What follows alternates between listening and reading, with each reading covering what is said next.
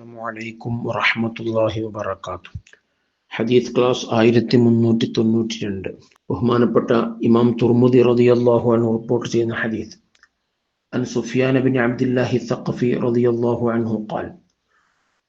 സുഫിയാൻ ഇബ്നു അബ്ദുല്ലാഹി സഖഫി റളിയല്ലാഹു അൻഹു നിന്ന് നിവേദനം അവിടുന്ന് പറഞ്ഞു, ഖുൽതു യാ റസൂലല്ലാഹ്, ഞാൻ ചോദിച്ചു അല്ലാഹുവിൻ്റെ റസൂലേ സ്വല്ലല്ലാഹു അലൈഹി വസല്ലം, ഹദ്ദിസിനി ബി അംരിൻ അഅ്തസിമു ബിഹി, അവിടുന്ന് എനിക്കൊരു കാര്യം പറഞ്ഞു തരണം, ഞാനത് മുറുകെ പിടിക്കും.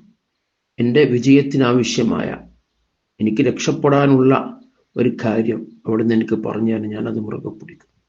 ഖാല, ഹബീബ് സ്വല്ലല്ലാഹു അലൈഹി വസല്ലം നിങ്ങൾ പറഞ്ഞു, ഖുൽ റബ്ബി അല്ലാഹ് സുമ്മ ഇസ്തഖിം, അല്ലാഹുവാണ് എൻ്റെ റബ്ബ് എന്ന് നീ പറയണം. സുമ്മസ്തഖിം, നീ അത് യഥാർത്ഥ ചൊവ്വായ മാർഗത്തിൽ ഉറച്ചു നിൽക്കുകയും വേണം.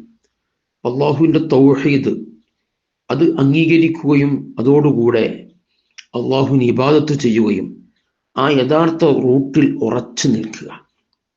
ഖുൽതു, ഞാൻ ചോദിച്ചു, യാ റസൂലല്ലാഹ്, അള്ളാഹുവിൻ്റെ റസൂലെ, മാ അഖ്വഫു മാ തഖാഫു അലയ്യ, എൻ്റെ മേൽ തങ്ങൾ പേടിക്കുന്ന കാര്യങ്ങൾ ഏറ്റവും കൂടുതൽ ഭയപ്പെടുന്നത് എന്താണ്? എൻ്റെ ആഖിറം നഷ്ടപ്പെടുന്ന കാര്യങ്ങളിൽ തങ്ങൾ എൻ്റെ മേൽ ഭയപ്പെടുന്നത് ഒരുപാട് കാര്യങ്ങൾ ഉണ്ടായേക്കാം. അതിൽ ഏറ്റവും കൂടുതൽ ഭയപ്പെടുന്നത് എന്താണ്? ഫഅഖദ ബിലിസാനി നഫ്സിഹി, ഹബീബ് സ്വല്ലല്ലാഹു അലൈഹി വസല്ലം അവിടുത്തെ നാവ് പിടിച്ചു. തുമ്മ ഖാല, എന്നിട്ട് അവിടുന്ന് പറഞ്ഞു, ഹാദാ, ഇതാണ് ഞാൻ ഏറ്റവും കൂടുതൽ ഭയപ്പെടുന്നത്. നാവാണ് ഞാൻ ഏറ്റവും കൂടുതൽ ഭയപ്പെടുന്നത്. നാവ് കൊണ്ടുള്ള സംസാരങ്ങൾ അത് പലപ്പോഴും നമ്മെ യഥാർത്ഥ മാർഗത്തിൽ നമ്മളെ തെറ്റിക്കും. പല സംസാരങ്ങളും നമ്മൾ നാവിൽ നിന്ന് വീണുപോയാൽ തിരിച്ചെടുക്കാൻ കഴിയില്ല. അപ്പൊ അത്തരം സംസാരങ്ങൾ നമ്മളെ ദുന്യാവും ആഖിറവും നഷ്ടപ്പെടാൻ കാരണമാകും. ഇപ്പൊ ഹബീബ് സ്വല്ലല്ലാഹു അലൈഹി വസല്ലമ തങ്ങൾ ഈ ഹദീസിലൂടെ നമ്മെ പഠിപ്പിക്കുന്നത്, അല്ലാഹുവിനെ ഇബാദത്ത് ചെയ്ത് യഥാർത്ഥ റൂട്ടിൽ ഉറച്ചു നിൽക്കുകയും ഏറ്റവും കൂടുതൽ ഭയപ്പെടേണ്ട ഒരു അവയവമാണ്, തെറ്റിന് ഏറ്റവും കൂടുതൽ സാധ്യതയുള്ള ഒരു അവയവമാണ് നാവ്.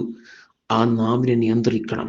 ഏതൊരു കാര്യത്തിലും ഇടപെടുമ്പോഴും സംസാരിക്കുമ്പോഴും അതിലെന്തെങ്കിലും ഒരു ഫായിദയുണ്ടോ, ദുന്യവിയോ ഉഖ്റവിയായിട്ട് എന്തെങ്കിലും നേട്ടങ്ങളുണ്ടോ, ഗുണങ്ങളുണ്ടോ എന്ന് ആലോചിച്ചേ നമ്മൾ ഇതിൽ ഇടപെടാവൂ.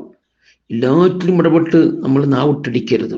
അത് ചോദ്യം ചെയ്യപ്പെടും, വിചാരണ ചെയ്യപ്പെടും, പ്രതിഫലവും ശിക്ഷയും ഉണ്ട്, ഓരോ സംസാരത്തിനും ഓരോന്നിനും ഉണ്ട് എന്ന ബോധം നമുക്കുണ്ടാവുകയും അതനുസരിച്ച് നമ്മുടെ നാവിനെ നിയന്ത്രിക്കണം.